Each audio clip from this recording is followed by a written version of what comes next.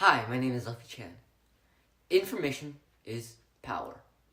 Humans have invented a way to share knowledge of the past, present, and future.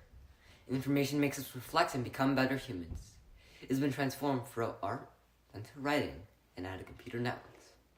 Technology and social media tools are like a tree, branching out to share correct information, ideas, and unbiased perspectives to the world. With nurturing care, this tree can grow into a force of compassion, help to resist evil, and advocate for human rights. Ladies and gentlemen, and friends around the world, as Simon Wiesenthal once said, information is resistance. According to Article 1 of the Universal Declaration of Human Rights, all human beings are born free and equal in dignity and rights.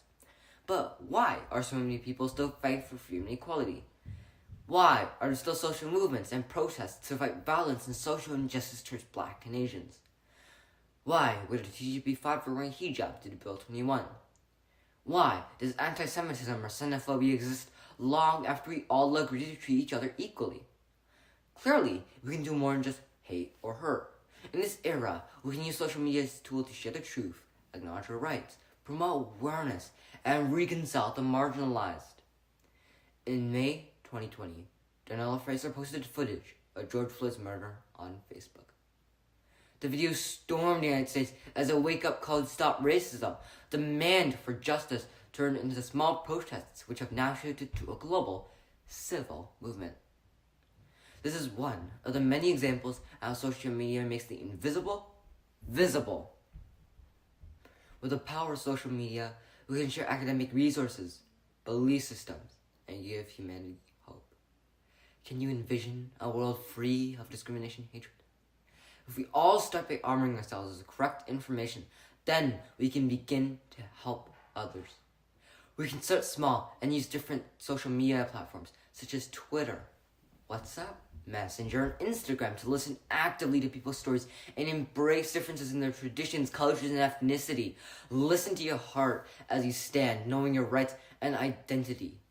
Ask tough questions with resiliency and provide opportunities to empower people who want to solve human rights issues. As Mahatma Gandhi once said, you can't change how people treat you or what they say about you. All you can do is change how you react to it. There is a hidden hero in each of us. This hero is someone who is not afraid to check the facts, reliable sources online and in person. This hero invests time to attend conferences and to be educated and learn from experts about justice and equality. This person becomes resistant to discrimination and is not afraid to stand up for human values. We, the young generation, need to learn the history of mankind and to use correct information to challenge lies, distortions, or misunderstandings. With information gathered from schools and scholars, we need to use social networks as a fantastic opportunity to connect with family, friends, and neighbors. We need to build unity and allies and to resist those who strip humans of their dignity and rights. We will create the spark that lights the torch of correct information. With the screen in our hands and the information before our eyes, we can take control to fight social injustice and racism. We can use social media to create brave spaces to speak truth over power. Hashtag inform to resist. Thank you. Have you ever been treated differently because of who you are? For people like me, most of the time the answer is yes. One day when I was in grade 2, I asked a girl next to me if I could borrow a pencil. She made a very rude comment to another girl in another language, saying that all brown people have skin like mud and are dirty. This made me feel very horrible and insecure about the color of my skin. When the teacher found out, she taught the girl that although people look different on the outside, it is what is on the inside that matters. She knew that information about discrimination and to love our differences was important. Just like Simon Wiesenthal said, information is resistance. Information is a tool for learning and growth that we can use to combat social norms. I think that if the girl had done a bit more research on people different from her, she would have avoided the incident. She would have resisted the suggestion that people of color are appalling. The Canadian Charter of Rights and Freedoms says that every individual is equal, based on race, ethnic origin, religion, sex, and disabilities. So why can't we obey these rules in the real world And how can we ensure that everyone is treated equally? To begin, we need to know what it means to discriminate. Discrimination is the act of treating someone differently based on a bias or prejudice of a group or category of people. According to the CHRC, or the Canadian Human Rights Commission, in 2017, 43% of hate crimes in Canada were motivated by a hatred of a race or ethnicity. Discrimination can take place anywhere, from a workplace to a home. Racialized Canadians earn an average of 81 cents to the dollar compared to others. Employers are also about 40% more likely to interview job applicant with an English-sounding name, despite identical education, skills, and experience. This shows just how much of an impact discrimination can make on someone's life. It can impact jobs and wages and health, both physical and mental.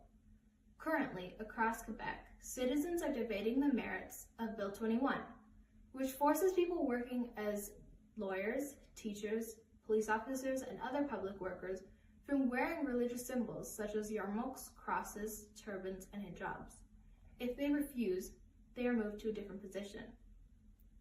Just like Simon Wiesenthal's words suggest, we need to inform ourselves on different people and stop ourselves from making dangerous assumptions.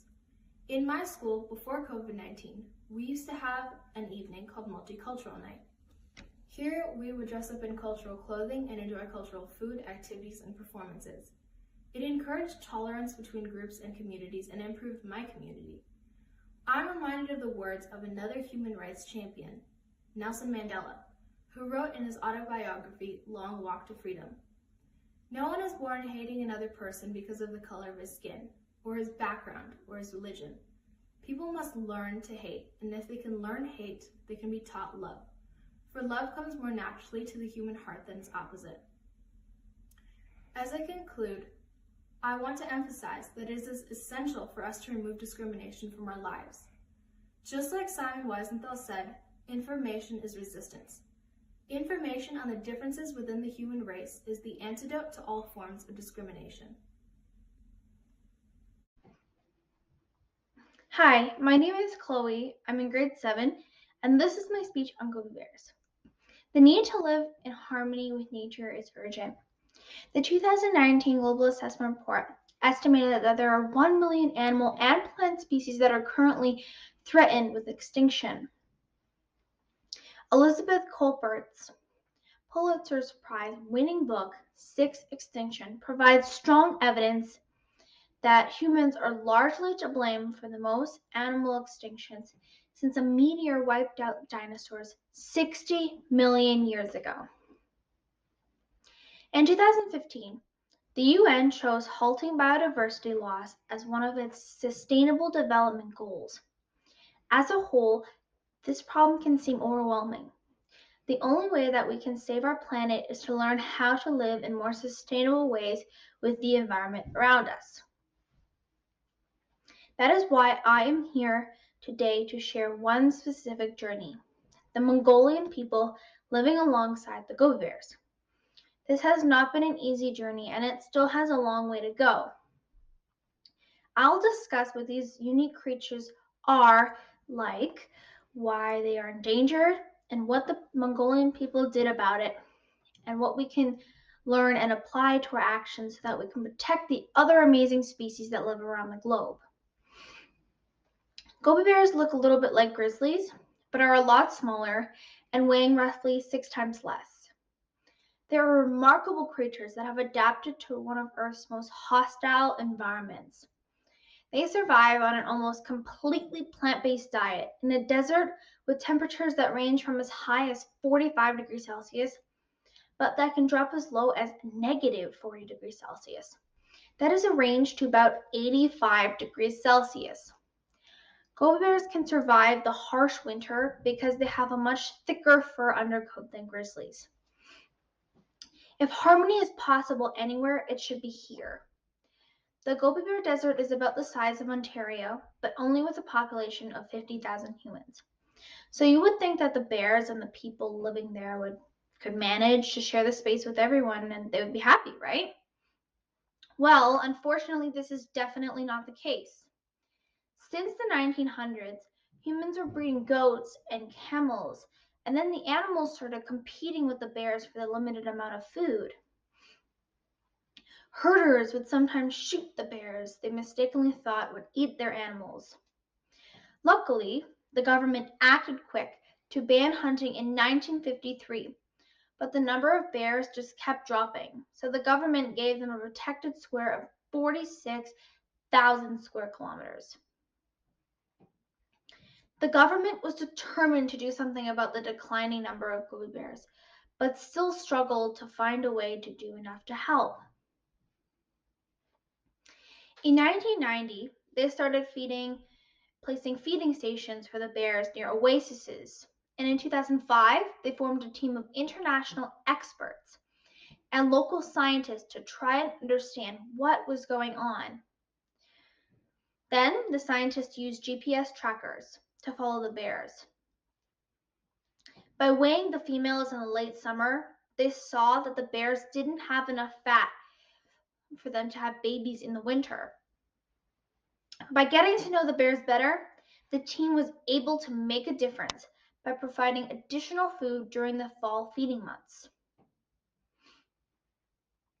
The team knew that the number of bears was critically low, but DNA testing revealed that their chances could be way worse. Of the 22 adults, there were only 8 females.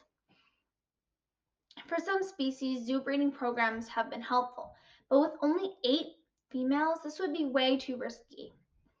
It can take many years for zookeepers to be able to create a habitat where animals feel comfortable enough to have babies, and the Gobi Bears just didn't have that amount of time. Just as this team was starting to make a little progress, gold mining started in the protected area. The government has so far resisted the temptation of making much needed cash by permitting these large mining companies from invading the area. But obviously, some poor locals will risk prison to be able to feed their families, so they are participating in this harmful practice. If the bears see miners at an oasis, they will choose to instead walk up to 100 kilometers to the next one, risking dehydration and consuming precious calories that they need to make it through the winter. Mongolia has continued to work hard to raise awareness by declaring the 2013 as the year of saving the Gobi Bears. They especially look towards the local children, almost all of whom had never actually seen the bears living near them. I asked myself, what do the local children do? The scientists saw that the bear's desert environment was one of the regions of Earth's most impacted by global warming. Waters in the oases have started slowly decreasing. At small oases, herd animals are trampling the small amount of water and making it undrinkable mud. By simply building concrete drinking troughs, the locals were able to make a lot more water available. Conservationists have realized that one of the best ways to protect endangered animals is to protect their habitat. In 2017, Great Green Partners started working with a local group called Food for Mazalai to plant the Gobi Bears' favorite food on a large scale. It would definitely be nice to end on a happy note, but even with all of this determined effort, Gobi Bear numbers have barely increased. Over the past 100 years, we have seen selfish and short-sighted human actions such as hunting and mining, but being balanced by such a concerted human reaction such as banning hunting and creating protected zones. Without this help, there may not have been any bears at all. In 2022, this journey towards harmony still requires persistent intervention by caring Mongolians and scientists to help the bears reach the numbers they will need to look after themselves. Gobi bears are only one of the 200 mammal species identified for the International Union for Conservation of Nature, ICUN, and is potentially going extinct within 3 generations.